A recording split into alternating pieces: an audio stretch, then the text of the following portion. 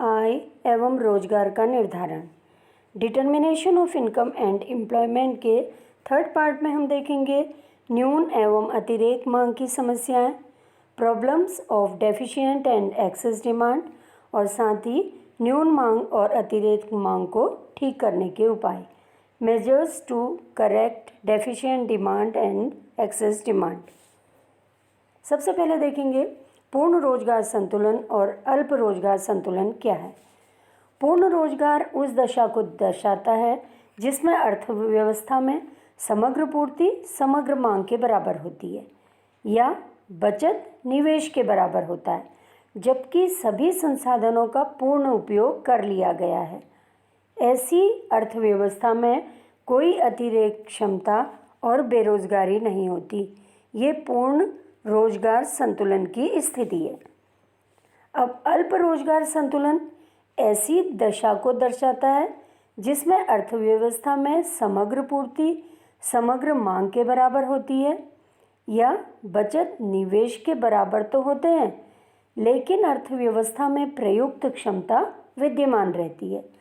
यानी कुछ व्यक्ति प्रचलित मजदूरी दर पर कार्य करने को तो इच्छुक हैं, लेकिन उन्हें रोजगार नहीं मिलता है और वह बेरोजगार बने रहते हैं।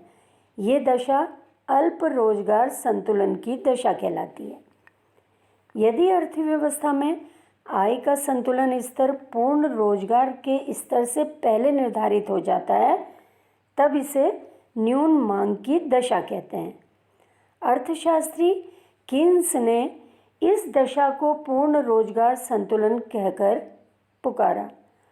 न्यून मांग वह दशा है जिसमें अर्थव्यवस्था में सामूहिक मांग पूर्ण रोजगार के लिए आवश्यक सामूहिक पूर्ति से कम होती है। अब देखिए न्यून मांग क्या है। अगर सामूहिक मांग सामूहिक पूर्ति से कम होती है तो इसको न्यून मांग कहा जाता है। इस तरह अर्थव्यवस्था में पूर्ण रोजगार स्तर से पहले ही संतुलन प्राप्त हो जाने के कारण ही न्यून मांग की दशा उत्पन्न होती है। यह स्थिति होने के कारण यह है कि पूर्ण रोजगार स्तर तक पहुंचने के लिए जितनी सामूहिक मांग की आवश्यकता थी, वर्तमान सामूहिक मांग उससे कम रह गई। सामूहिक मांग की इस कमी के कारण ही हम पूर्ण रोजगार स्तर तक नहीं पहुंच पाए। अतः जब वर्तमान सामूहिक मांग पूर्ण रोजगार स्तर के लिए आवश्यक सामूहिक मांग से कम रह जाती है तो उसे न्यून मांग की अवस्था कहा जाता है। अब देखिए न्यून मांग की क्या विशेषताएं हैं। सबसे पहला है न्यून मांग की दशा में सामूहिक मांग का स्तर पूर्ण रोजगार स्तर के लिए आवश्यक सामूहिक मांग से कम होता है या साधनों को पूर्ण रोजगार देने तथा पूर्ण क्षमता तक उत्पादन करने के लिए उद्यमों को जितनी सामूहिक मांग की आशा होती है, सामूहिक मांग का स्तर उससे कम रह जाता है, जिससे साधनों का पूर्ण उपयोग न होने के कारण मांग कम हो जाने के कारण उत्पादन कम हो जाता है और अनैच्छिक बेरोजगारी उत्पन्न हो जाती है। दूसरी जो विशेषता है न्यून मांग की वो है न्यून मांग की स्थिति में सामूहिक मांग पूर्ण रोजगार के लिए आवश्यक सामूहिक पूर्ति से कम होती है। तो इस तरह से न्यून मांग की ये दो मुख्य विशेषताएं हैं। न्यून मांग को अब हम चित्र के द्वारा समझेंगे। चित्र के द्वारा इसमें आप देखिए यहाँ पे दिखा रखा है, ये वाला जो वक्र दिखा रखा है, ये वाली लाइन, ये सामूहिक पूर्ति वक्र है। इसी तरह से ये जो एडी वक्र है, एडी वक्र जो इसमें दिखाया है, ये निम्न मांग स्तर पर सामूहिक मांग को दर्शा रहा है, एडी। इसी तरह से ये जो AD1 कर्व दिया हुआ है, एडी कर्व, ये हमको बता रहा है पूर्ण रोजगार स्तर पर, ये हमको दिखा रहा है सामूहिक मांग को बता रहा है। अब इसमें देखिए ये दोनों कर्व, एडी कर्व AS को C पर काट रहा है, इसी तरह से AD1 कर्व जो है ये इस कर्व को, जो सामूहिक पूर्ति कर्व है, उसको A पर काट रहा है। अब इसमें क्या हुआ देखिए, पूर्ण रोजगार स्तर पर जो सामूहिक मांग है ये कितने के बराबर है, AN के बराबर है, क्योंकि पूर्ण रोजगार स्तर पर सामूहिक मांग वक्र सामूहिक पूर्ति वक्र को A पर काट रहा है, इसलिए पूर्ण रोजगार स्तर पर सामूहिक मांग कितनी हो जाएगी, AN के बराबर हो जाएगी। इसी तरह से ये जो दूसरा दे रखा है यहाँ पे हमको CN ये क्या दे रखा है, ये दिया हुआ है हमको निम्न रोजगार स्तर पर जो सामूहिक मांग है ये कितनी है, CN है। तो AN माइनस CN कितना निकल जाएगा, AC के निकल जाएगा। तो AC क्या है यहाँ पे, ये हमको क्या दिखा रखा है, AC ये न्यून मांग है। तो इसका मतलब क्या हो गया, न्यून मांग बराबर AN ये हो गया, और माइनस CN इतना है, ये है। तो इन दोनों को माइनस करेंगे तो कितना निकल जाएगा, AC के बराबर निकल जाएगा। ये हमको दिखा रहा है, न्यून मांग दिखा रहा है। आगे देखिए, अस्फीतिक अंतराल। किसी अर्थव्यवस्था में पूर्ण रोजगार संतुलन की स्थिति को बनाए रखने के लिए जितनी सामूहिक मांग की आवश्यकता होती है, यदि सामूहिक मांग उससे कम हो तो इन दोनों के अंतर को अस्फीतिक अंतराल कहा जाता है। तो इस तरह से न्यून मांग बराबर किसके हो गई, अस्फीतिक अंतराल के बराबर हो गई। और अस्फीतिक अंतराल बराबर किसका होता है, पूर्ण रोजगार के लिए आवश्यक सामूहिक मांग में से अपूर्ण रोजगार स्तर पर वास्तविक सामूहिक मांग को अगर घटा देते हैं तो क्या निकल जाता है, अस्फीतिक अंतराल निकल जाता है। और अस्फीतिक अंतराल किसके बराबर होता है, न्यून मांग के बराबर होता है। न्यून मांग को हम इस उदाहरण के द्वारा समझ सकते हैं। यहाँ पे दे रखा है देखिए, सामूहिक, ये आय नहीं है, ये मांग है, सामूहिक मांग यहाँ पे दिखा रखी है। अब यहाँ पे दे रखा है देखिए, राष्ट्रीय आय 1000 करोड़ रुपया है, ये टैक्स इस पर 20% है, तो 1000 का 20% 200 करोड़ रुपया हो गया। इसी तरह से व्यय योग्य आय कितनी है, 800 करोड़ रुपया। कहाँ से आया व्यय योग्य आय, इसमें से राष्ट्रीय आय में से अगर कर योग्य आय को घटा देंगे तो क्या निकल गया, व्यय योग्य आय निकल जाएगा। बचत मान लीजिए 30% है, तो 30% का मतलब क्या हुआ, 800 का 30% कितना आ गया, 240 करोड़ रुपया। तो सामूहिक मांग बराबर क्या आ जाएगा, 800 करोड़ में से 240 करोड़ को माइनस करेंगे, 560 करोड़ निकल जाएगा। तो सामूहिक मांग कितनी हो गई, 560 करोड़ रुपया। अब देखिए, सामूहिक पूर्ति, राष्ट्रीय उत्पादन है 800 करोड़ रुपया, और इसमें शुद्ध आय पर उपभोग 120 करोड़ रुपया। सामूहिक पूर्ति, इसमें से इसको घटा देंगे, कितना आ जाएगा, 680 करोड़ रुपया आ जाएगा। अब मांग में कितनी कमी हो गई, मांग में कमी का सूत्र है, मांग में कमी बराबर सामूहिक पूर्ति में से सामूहिक मांग को घटा देंगे। सामूहिक पूर्ति कितना आया था हमारा, 680 करोड़ रुपया, और सामूहिक मांग कितना था, 560 करोड़ रुपया। तो 680 करोड़ में से 560 को घटा देंगे, कितना निकल गया, 120 करोड़ निकल गया। तो इस तरह से मांग में कमी कितनी हो गई, 120 करोड़ रुपए के बराबर मांग में कमी हो गई। अब देखिए, न्यून मांग उत्पन्न होने के क्या कारण हैं। सबसे पहला कारण है, बैंक दर में वृद्धि से निवेश मांग में कमी उत्पन्न हो जाती है। दूसरा है, सरकार द्वारा चलन मुद्रा पूर्ति में कमी करने से या बैंक के द्वारा साख निर्माण को घटा देने के कारण देश में कुल मुद्रा की पूर्ति में कमी आ जाती है। तीसरा जो न्यून मांग उत्पन्न होने का कारण है, यह अगर करों में वृद्धि हो जाएगी तो उससे क्या होगा, व्यय योग्य आय और उपभोग मांग में कमी हो जाएगी, क्योंकि कर के रूप में ज़्यादा मुद्रा सरकार के पास चली जाएगी। इसी तरह से सार्वजनिक व्यय में कमी हो जाती है। तो उससे न्यून मांग उत्पन्न होती है। इसी तरह से बचत प्रवृत्ति में वृद्धि के कारण उपभोग मांग में कमी आ जाती है। निर्यात मांग में कमी होने के कारण न्यून मांग उत्पन्न होती है। आगे देखिए, न्यून मांग के प्रभाव। न्यून मांग के प्रभाव जो है ये उत्पादन पर भी पड़ता है, न्यून मांग का प्रभाव रोजगार पर भी पड़ता है और कीमतों पर भी न्यून मांग का असर पड़ता है। अब देखिए उत्पादन पर क्या प्रभाव पड़ता है। सबसे पहला है, न्यून मांग के कारण उत्पादक वस्तुओं और सेवाओं का उत्पादन घटाने के लिए बाध्य हो जाते हैं।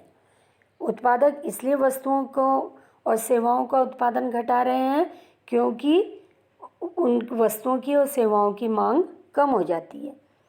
इसी तरह से न्यून मांग के कारण अपनी वर्तमान उत्पादन क्षमता का पूर्ण उपयोग नहीं हो पाता है। उत्पादन क्योंकि कम हो रहा है इसलिए उत्पादन लागत में वृद्धि हो जाती है। न्यून मांग के कारण देश के उत्पत्ति के साधनों का पूरा उपयोग नहीं हो पाता है। इसी तरह से न्यून मांग के कारण ऐसी फर्म जो पहले अपना काम कर रही थी वो बंद हो सकती हैं क्योंकि मांग कम है। मांग कम होने से उत्पादन कम हो जाएगा या बंद हो जाएगा, इसलिए फर्म बंद होने की खतरा रहता है। लेकिन न्यून मांग का रोजगार पर भी असर पड़ता है। मांग की कमी के कारण क्योंकि उत्पादक वस्तुओं और सेवाओं का उत्पादन कम कर रहे हैं तो इससे क्या होगा, देश में रोजगार के स्तर में भी कमी आ जाती है। इसी तरह से न्यून मांग का कीमत पर भी असर होता है। न्यून मांग के कारण देश में कीमत स्तर में कमी आ जाएगी जिससे उत्पादकों के लाभ मार्जिन में कमी आएगी और उपभोक्ताओं को कम कीमत पर वस्तुएं प्राप्त होंगी। तो इस तरह से न्यून मांग का असर रोजगार पर भी पड़ता है और कीमतों पर भी न्यून मांग का असर पड़ता है। अब आगे देखिए, दी गई सूचना के आधार पर न्यून मांग कैसे निकालते हैं। यहाँ पे दे रखा है, देखिए, पूर्ण रोजगार स्तर पर राष्ट्रीय आय 640 करोड़ रुपया, शुद्ध उपभोग के लिए वस्तुएं 80 करोड़ रुपया, राष्ट्रीय आय 600 करोड़ रुपया और टैक्स इसमें है 96 करोड़ रुपया, बचत है मान लीजिए 64 करोड़ रुपया। न्यून मांग बराबर क्या हो जाएगा, उपलब्ध उत्पादन में से अनुमानित व्यय को घटा देंगे तो क्या निकल जाएगा, न्यून मांग निकल जाएगी। अब देखिए यहाँ पे सामूहिक मांग बराबर किसके हो गई, राष्ट्रीय आय में से अगर टैक्स को और बचत को घटा देंगे तो क्या निकल जाएगा, ये सामूहिक मांग निकल जाएगी। यहाँ पे देखिए राष्ट्रीय आय कितना है, ये 600 करोड़ है, इसमें से टैक्स कितना है 96 करोड़ और बचत कितनी है 64 करोड़, इसको घटा देंगे कितना निकल जाएगा 440 करोड़ रुपया। तो इस तरह से सामूहिक मांग यहाँ पे कितनी निकल गई, 440 करोड़ रुपया निकल गई। अब आगे देखिए, उपलब्ध उत्पादन दे रखा है यहाँ पे करोड़ों में, यहाँ पे दे रखा है सामूहिक पूर्ति बराबर क्या होता है, पूर्ण रोजगार स्तर पर आय में से शुद्ध उपभोग के लिए वस्तुओं को घटा देंगे तो यहाँ ये क्या निकल जाएगा, सामूहिक पूर्ति निकल जाएगी। इसमें देखिए पूर्ण रोजगार स्तर पर राष्ट्रीय आय कितनी है 640 करोड़ रुपया, शुद्ध उपभोग के लिए वस्तुएं कितनी है 80 करोड़ रुपया। तो इससे हम क्या निकाल लेंगे, सामूहिक पूर्ति निकाल लेंगे। ये हो गया 640 में से 80 घटा देंगे कितना निकल गया 560 करोड़ रुपया सामूहिक पूर्ति हो गई। न्यून मांग बराबर होता है सामूहिक पूर्ति में से सामूहिक मांग को घटा देंगे, सामूहिक पूर्ति कितनी आई 560 करोड़ रुपया और सामूहिक मांग कितनी आई थी 440 करोड़ रुपया। तो 560 करोड़ में से 440 करोड़ घटा देंगे कितना निकल गया 120 करोड़ रुपया। तो इस तरह से न्यून मांग कितनी हो गई यहाँ पे 120 करोड़ रुपये के बराबर। अब देखिए अतिरेक मांग या एक्सेस डिमांड। यदि अर्थव्यवस्था में सामूहिक मांग सामूहिक पूर्ति में संतुलन पूर्ण रोजगार स्तर के बाद होता है तो यह अतिरेक मांग की स्थिति होती है। अर्थात अतिरेक मांग तब उत्पन्न होती है जब सामूहिक मांग पूर्ण रोजगार स्तर पर सामूहिक पूर्ति से अधिक होती है। तो यहाँ पे दिखाया देखिए, अतिरेक मांग बराबर एडी का मतलब हो गया सामूहिक मांग और एएस का मतलब हो गया सामूहिक पूर्ति। तो अतिरेक मांग की स्थिति में सामूहिक मांग सामूहिक पूर्ति से अधिक होती है। अतिरेक मांग की इस स्थिति में सामूहिक मांग पर्याप्त मांग से अधिक होगी, जिससे मांग में वृद्धि की रोजगार और उत्पादन के स्तर पर कोई प्रतिक्रिया नहीं होगी, क्योंकि सभी साधनों को पहले से ही पूर्ण रोजगार मिला हुआ है। इस स्थिति में जबकि सामूहिक मांग सामूहिक पूर्ति से अधिक हो जाती है, सेवाओं और वस्तुओं की कीमतें बढ़ने लगती हैं, जिससे मुद्रास्फीति की स्थिति उत्पन्न हो जाती है। अब अतिरेक मांग की कुछ विशेषताएं हैं। इसमें सबसे पहला, जब सामूहिक मांग पूर्ण रोजगार स्तर पर सामूहिक पूर्ति से अधिक होती है तो इसे अतिरेक मांग कहते हैं। दूसरा, जब सामूहिक मांग पर्याप्त मांग से अधिक है तो मांग में वृद्धि की रोजगार और उत्पादन के स्तर पर कोई प्रतिक्रिया नहीं होती और वो स्थिर बने रहते हैं। इसी तरह से तीसरा है जो विशेषताएं हैं अतिरेक मांग की, सामूहिक मांग का सामूहिक पूर्ति से अंतर स्फीतिक अंतराल कहलाता है। अतिरेक मांग को इस डायग्राम के द्वारा समझते हैं। इसमें देखिए, ये जो सीधी लाइन दी हुई है ये दिखा रखी है सामूहिक पूर्ति की, सामूहिक पूर्ति वक्र है। इसी तरह से ये जो लाइन एडी लाइन दे रखी है ये पूर्ण रोजगार की स्थिति में सामूहिक मांग वक्र है। इसी तरह से ये वाली लाइन दे रखी है ये पूर्ण रोजगार स्थिति के बाद सामूहिक मांग वक्र है, या इसको हम कह सकते हैं ये वास्तविक सामूहिक मांग है। अब इसमें देखिए, ये दोनों जो कर्व हैं एक दूसरे को कहाँ पे काट रहे हैं। एडी कर्व जो है ये एएस को ई पर काट रहा है, इसी तरह से एडी कर्व जो है ये एएस को एफ पर काट रहा है। तो इस तरह से जो पूर्ण रोजगार स्थिति है, पूर्ण रोजगार स्थिति पर जो सामूहिक मांग है ये सामूहिक मांग है, यहाँ पे सामूहिक मांग। तो यहाँ पे पूर्ण रोजगार की स्थिति पर जो सामूहिक मांग है ये कितनी है, यहाँ पे मान लीजिए वाई है, ई वाई के बराबर है, इतनी है सामूहिक मांग पूर्ण रोजगार की स्थिति पर। और पूर्ण रोजगार के बाद की स्थिति पर सामूहिक मांग कितनी हो जाएगी, ये वाई है, वाई एफ के बराबर हो जाएगी, या एफ वाई के बराबर कह सकते हैं, यहाँ से यहाँ तक हो जाएगी। ठीक है, इन दोनों का अंतर कितना हुआ, इन दोनों का अंतर ई एफ के बराबर हुआ, और ई एफ क्या हो गया, अतिरेक मांग हो गई। तो इस तरह से हम ये जो वास्तविक सामूहिक मांग है इसमें से पूर्ण रोजगार की स्थिति में सामूहिक मांग को घटा देंगे तो क्या निकल जाएगा, अतिरेक मांग निकल जाएगी। तो इस तरह से अतिरेक मांग बराबर क्या हो गया, एफ वाई, ये इसमें से ई वाई को माइनस कर देंगे, कितना निकल जाएगा, ई एफ निकल जाएगा। और ये क्या दिखा रहा है, ई एफ अतिरेक मांग को दिखा रहा है।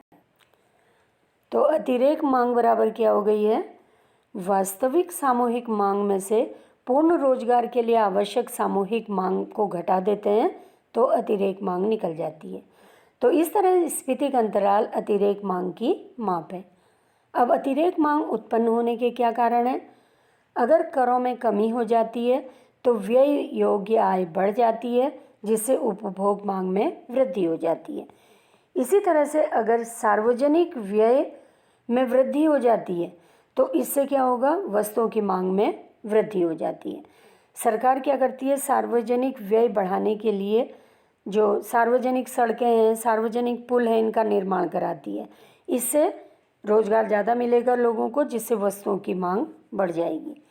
इसी तरह से बैंकों के द्वारा साख विस्तार से मांग में वृद्धि होती है। हीनार्ध प्रबंधन के कारण मुद्रापूर्ति में वृद्धि होती है। विनियोग मांग में वृद्धि के कारण अतिरेक मांग उत्पन्न होती है। निर्यात के लिए वस्तुओं की मांग में वृद्धि के कारण अतिरेक मांग उत्पन्न होती है। इसी तरह से उपभोग प्रवृत्ति में वृद्धि के कारण उपभोग मांग में वृद्धि होती है। अब है अतिरेक मांग के प्रभाव। अतिरेक मांग के प्रभाव, इसका प्रभाव भी उत्पादन पर भी पड़ता है, रोजगार पर भी पड़ता है और कीमतों पर भी पड़ता है। अब उत्पादन पर क्या प्रभाव पड़ता है अतिरेक मांग का? अतिरेक मांग से उत्पादन में वृद्धि नहीं होती है, केवल उपलब्ध पूर्ति पर मांग का दबाव पड़ता है। इसलिए उत्पादन में वृद्धि नहीं होती है, क्योंकि अतिरेक मांग की स्थिति पूर्ण रोजगार स्तर के बाद आती है और उस समय उत्पादन के सभी साधनों का पूरा उपयोग कर लिया जाता है, इसलिए उत्पादन में वृद्धि नहीं हो सकती है। दूसरा है रोजगार पर प्रभाव। अर्थव्यवस्था से पहले ही क्योंकि पूर्ण रोजगार की स्थिति में होती है, इसलिए मांग के बढ़ने से रोजगार में कोई परिवर्तन नहीं होता। इसी तरह से कीमतों पर प्रभाव। अतिरेक मांग की स्थिति में वस्तुओं और सेवाओं की जो पूर्ति है ये कम होती है। पूर्ति कम है लेकिन मांग ज़्यादा है, इसलिए कीमत तेज़ी से बढ़ती है। तो इस तरह से अतिरेक मांग की स्थिति पर कीमतें जो हैं ये तेज़ी से बढ़ती हैं। अब देखिए न्यून मांग और अतिरेक मांग में क्या अंतर है। पहला अंतर है न्यून मांग सामूहिक मांग का वह स्तर है जो पूर्ण रोजगार संतुलन के लिए आवश्यक कुल मांग से कम होती है, जबकि अतिरेक मांग सामूहिक मांग का वह स्तर है जो पूर्ण रोजगार संतुलन के लिए आवश्यक कुल मांग के स्तर से अधिक होता है। इसी तरह से दूसरा है अंतर है न्यून मांग के कारण अस्फीतिक अंतराल की स्थिति उत्पन्न होती है, जबकि अतिरेक मांग के कारण स्फीतिक अंतराल उत्पन्न होता है। तीसरा अंतर है न्यून मांग की स्थिति में रोजगार, उत्पादन और कीमतों में कमी आती है, जबकि अतिरेक मांग की स्थिति में क्योंकि अर्थव्यवस्था में पहले से ही पूर्ण रोजगार की अवस्था है, जिससे उत्पादन और रोजगार में कोई परिवर्तन नहीं होता, लेकिन कीमतें बढ़ने लगती हैं। चौथा जो अंतर है यह है न्यून मांग की स्थिति में सामूहिक मांग पूर्ण रोजगार संतुलन के लिए आवश्यक सामूहिक पूर्ति से कम होती है। अतिरेक मांग की स्थिति में सामूहिक मांग पूर्ण रोजगार संतुलन के लिए आवश्यक सामूहिक पूर्ति से अधिक होती है। तो इस तरह से ये न्यून मांग और अतिरेक मांग में मुख्य अंतर है। उत्पादन, रोजगार और कीमतों पर चक्रीय प्रभाव। किसी अर्थव्यवस्था के लिए सबसे आदर्श स्थिति यह है जिसमें पूर्ण रोजगार के स्तर पर सामूहिक मांग, सामूहिक पूर्ति एक दूसरे के बराबर होते हैं। अर्थव्यवस्था में परिवर्तन का अभाव रहता है। इस आदर्श स्थिति में कोई अनैच्छिक बेरोजगारी नहीं होती, लेकिन जो ये स्थिति है ये केवल सैद्धांतिक स्थिति है। वास्तविक जीवन में सामूहिक मांग पूर्ण रोजगार के लिए आवश्यक सामूहिक मांग से या तो कम होता है या अधिक होते रहता है, और बहुत कम संभावना दोनों के बराबर होने की रहती है। सामूहिक मांग में इस कमी या वृद्धि के कारण अर्थव्यवस्था में चक्रीय उतार चढ़ाव आते हैं, जिनको व्यापार चक्र कहा जाता है। न्यून मांग की स्थिति में मंदी रहती है, इसमें कीमतें घटती हैं और उत्पादन पर प्रतिकूल प्रभाव पड़ता है। ऐसा क्यों होता है कि न्यून मांग की स्थिति में, क्योंकि उस समय मंदी है। मंदी होने का मतलब होता है कीमतें बहुत घट गई हैं। कीमतें घट जाती हैं तो उत्पादकों को कोई फ़ायदा नहीं होता, वो अपना उत्पादन या तो कम कर देते हैं या बंद कर देते हैं, तो उत्पादन पर न्यून मांग का प्रतिकूल प्रभाव पड़ता है। जब मंदी को रोकने का कोई प्रयास नहीं किया जाता तो अत्यधिक मंदी उत्पन्न हो जाती है, और मंदी की रोकथाम के लिए उपाय अपनाए जाने पर धीरे धीरे अर्थव्यवस्था में पुनरुत्थान की स्थिति आती है और अर्थव्यवस्था पूर्ण रोजगार के स्तर को पार करके तेजी से समृद्धि की अवस्था में पहुंच जाती है। तेजी की अवस्था में अधिक मांग उत्पन्न हो जाती है, अतिरेक मांग उत्पन्न हो जाती है, क्योंकि पूर्ण रोजगार स्तर के बाद उत्पादन को बढ़ाना संभव नहीं होता। इस तरह से अर्थव्यवस्था में न्यून मांग और अतिरेक मांग के कारण चक्रीय उच्चावचन उत्पन्न होते हैं, या कह सकते हैं कभी मंदी की स्थिति आती है और कभी मुद्रास्फीति की स्थिति उत्पन्न होती है। यहाँ पे देखिए इसको डायग्राम के द्वारा यहाँ पे दिखा रखा है। देखिए मांग इसमें दिखा रखी है, यहाँ पे मांग कम होते जा रही है, मंदी की स्थिति आ रही है, समझ लीजिए मांग कम हो रही है, तेज़ी से मांग कम होगी तो ये मंदी की स्थिति है, अधिक मंदी की स्थिति है। इसके बाद जब सरकार उपाय करती है मंदी की स्थिति को दूर करने के लिए, धीरे धीरे ये रिकवरी स्टेज है, धीरे धीरे मंदी की स्थिति में सुधार हो रहा है, और ये जो सी पॉइंट है ये पूर्ण रोजगार की स्थिति है। इसके बाद अगर मांग बढ़ती है, इसके बाद मांग बढ़ने का मतलब क्या हुआ, कीमत स्तर में वृद्धि हो रही है, मुद्रास्फीति बढ़ रही है। इसके बाद सरकार के द्वारा जो उपाय किए जाते हैं या केंद्रीय बैंक के द्वारा जो उपाय किए जाते हैं उससे मुद्रास्फीति की स्थिति कम आती है और फिर से पूर्ण रोजगार की स्थिति आती है, और उसके बाद फिर से मंदी की स्थिति। तो ये क्रम चलता रहता है। तो इस तरह से इसको व्यापार चक्र कहा जाता है। अब देखिए न्यून मांग को ठीक करने के उपाय, measures to correct deficient demand. सबसे पहला उपाय है राजकोषीय उपाय या फिस्कल मेजर्स, दूसरा है मौद्रिक उपाय मॉनेटरी मेजर्स, और तीसरा है अन्य उपाय या अदर मेजर्स। तो सबसे पहले हम देखेंगे राजकोषीय उपाय। सार्वजनिक व्यय, कराधान, सार्वजनिक ऋण से संबंधित उपायों को ही राजकोषीय उपाय कहा जाता है, और इनसे संबंधित नीति राजकोषीय नीति कहलाती है। राजकोषीय नीति मुख्य रूप से बजट के माध्यम से काम करती है, इसलिए इसे बजट नीति भी कहा जाता है, क्योंकि बजट नीति में सरकार कराधान को घोषित करती है, सार्वजनिक व्यय घोषित करती है, इसी तरह से सार्वजनिक ऋण के संबंध में घोषणाएं करती हैं। तो इस तरह से इसको राजकोषीय उपाय कहा जाता है न्यून मांग को ठीक करने का। इसी तरह से देखिए अब सार्वजनिक व्यय क्या है, पब्लिक एक्सपेंडिचर क्या है। सरकार के द्वारा किए गए व्यय को सार्वजनिक व्यय कहा जाता है। सार्वजनिक व्यय में वृद्धि कैसे की जा सकती है, देखिए सार्वजनिक कल्याण के कार्य जैसे शिक्षा, स्वास्थ्य आदि पर किए जाने वाले व्यय में वृद्धि करके, इसी तरह से सार्वजनिक निर्माण पर होने वाले व्यय में वृद्धि करके, जैसे सरकार अगर सड़क बनाए या सड़क का निर्माण करे, पुल का निर्माण करे, उससे ज़्यादा लोगों को रोजगार मिलेगा।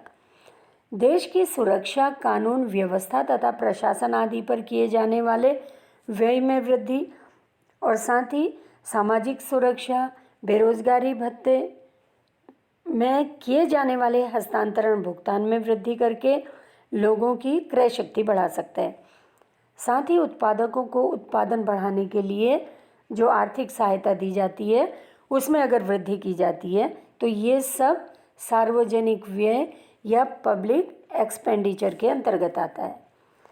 इसी तरह से दूसरा जो उपाय है ये क्या है, टैक्सेशन या करारोपण। कर एक अनिवार्य भुगतान है जो सरकार को करदाता द्वारा बिना प्रत्यक्ष लाभ की प्रत्याशा में दिया जाता है। कर मुख्य रूप से दो तरह के होते हैं, पहला है प्रत्यक्ष कर या डायरेक्ट टैक्स, दूसरा है अप्रत्यक्ष कर इनडायरेक्ट टैक्स। प्रत्यक्ष कर क्या है, ऐसे कर जो व्यक्तियों की आय तथा धन पर लगाए जाते हैं प्रत्यक्ष कर कहलाते हैं। इनका बोझ उसी व्यक्ति को उठाना पड़ता है जिस पर ये कर लगाए जाते हैं। प्रत्यक्ष कर के उदाहरण हैं संपत्ति कर, उपहार कर, आय कर, निगम कर, ये प्रत्यक्ष कर के उदाहरण हैं। अब देखिए अप्रत्यक्ष कर किसे कहते हैं, ऐसे कर जो वस्तुओं और सेवाओं पर लगाए जाते हैं और इसके बोझ को किसी दूसरे व्यक्ति पर हस्तांतरित किया जा सकता है, जैसे उत्पादन कर, मनोरंजक कर या बिक्री कर जो हैं ये अप्रत्यक्ष कर के उदाहरण हैं। न्यून मांग को दूर करने के लिए सरकार को प्रत्यक्ष करों में कमी करनी चाहिए। अगर प्रत्यक्ष करों में कमी करेगी सरकार तो उससे लोगों की खर्च करने की शक्ति बढ़ जाएगी या क्रय करने की शक्ति बढ़ जाएगी, और जनता उपभोग और निवेश पर अधिक खर्च करने के लिए प्रोत्साहित होगी। व्यय में वृद्धि से सामूहिक मांग बढ़ेगी। इसी तरह से जो न्यून मांग को दूर करने का अगला उपाय सरकार के द्वारा है, ये सार्वजनिक ऋण। सरकार जनता से ऋण के रूप में जो रकम एकत्रित करती है उसे सार्वजनिक ऋण कहा जाता है। न्यून मांग या मंदी की अवस्था में सरकार को सार्वजनिक ऋण में कमी करनी चाहिए और साथ ही पूर्व में लिए गए सार्वजनिक ऋण की वापसी करनी चाहिए। अगर सरकार ऐसा करेगी तो लोगों की क्रय शक्ति बढ़ेगी और क्रय शक्ति बढ़ने का मतलब सामूहिक मांग में वृद्धि होगी। निम्न मांग को दूर करने का अगला राजकोषीय उपाय है घाटे का वित्त।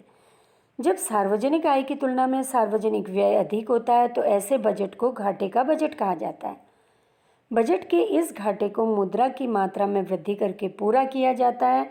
इससे मुद्रा की मात्रा में वृद्धि होगी तो उससे लोगों की क्रय शक्ति बढ़ेगी और क्रय शक्ति बढ़ने का मतलब सामूहिक मांग में वृद्धि होगी। जो दूसरा उपाय है ये है मौद्रिक उपाय। जो है ये न्यून मांग को दूर करने का मौद्रिक उपाय है। ये अक्सर केंद्रीय बैंक के द्वारा किया जाता है। मौद्रिक नीति में निहित उपायों को मौद्रिक उपाय कहा जाता है। मौद्रिक नीति का निर्माण एवं संचालन देश के केंद्रीय बैंक के द्वारा किया जाता है। केंद्रीय बैंक निम्नलिखित उपायों के द्वारा न्यून मांग में वृद्धि कर सकता है। कैसे करता है केंद्रीय बैंक? भारत का केंद्रीय बैंक भारतीय रिजर्व बैंक है। तो ये किस तरह से न्यून मांग में वृद्धि कर सकता है? पहला है इसमें केंद्रीय बैंक द्वारा बैंक दर में कमी करने से ब्याज दर में कमी आएगी। ब्याज दर कमी आने से लोगों को सस्ता उधार मिलेगा और साथ ही बैंक द्वारा साख निर्माण ज़्यादा होगा। साख निर्माण में अधिक वृद्धि से देश में कुल मुद्रा पूर्ति बढ़ेगी या एक तरह से कह सकते हैं सामूहिक मांग बढ़ेगी। इसी तरह से दूसरा जो उपाय है मौद्रिक उपाय यह है केंद्रीय बैंक द्वारा खुले बाजार से प्रतिभूतियां खरीदने से व्यापारिक बैंकों के नकद कोष में वृद्धि होती है। नकद कोष में वृद्धि से क्रय शक्ति बढ़ने से सामूहिक मांग में वृद्धि होगी। तीसरा जो मौद्रिक उपाय है यह न्यून मांग की स्थिति में केंद्रीय बैंक तरलता अनुपात में कमी करके साख का विस्तार करता है। इसी तरह से केंद्रीय बैंक नकद कोष अनुपात में कमी करके साख निर्माण में वृद्धि कर सकता है। पांचवा, बैंक को कुछ विशेष व्यापारिक क्रियाओं के लिए साख के प्रवाह को बढ़ाना होता है तो वह मार्जिन को घटा देते हैं। इसके फलस्वरूप सामूहिक मांग में वृद्धि होती है। इसी तरह से न्यून मांग को नियंत्रित करने की स्थिति में साख की राशनिंग को केंद्रीय बैंक द्वारा समाप्त कर दिया जाता है और साथ ही केंद्रीय बैंक अपने अधीनस्थ काम करने वाले व्यापारिक बैंक के विरुद्ध प्रत्यक्ष कार्यवाही कर सकता है अगर व्यापारिक बैंक न्यून मांग को दूर करने के लिए जो बैंक ने अपनी योजनाएं चलाई हैं उसको पूरा नहीं कर रहा है। तब न्यून मांग दूर करने के लिए अन्य उपाय हैं। न्यून मांग की समस्या होने पर आयात को कम करके निर्यात को बढ़ाया जाना चाहिए। सरकार को वस्तु का समर्थन मूल्य घोषित कर देना चाहिए।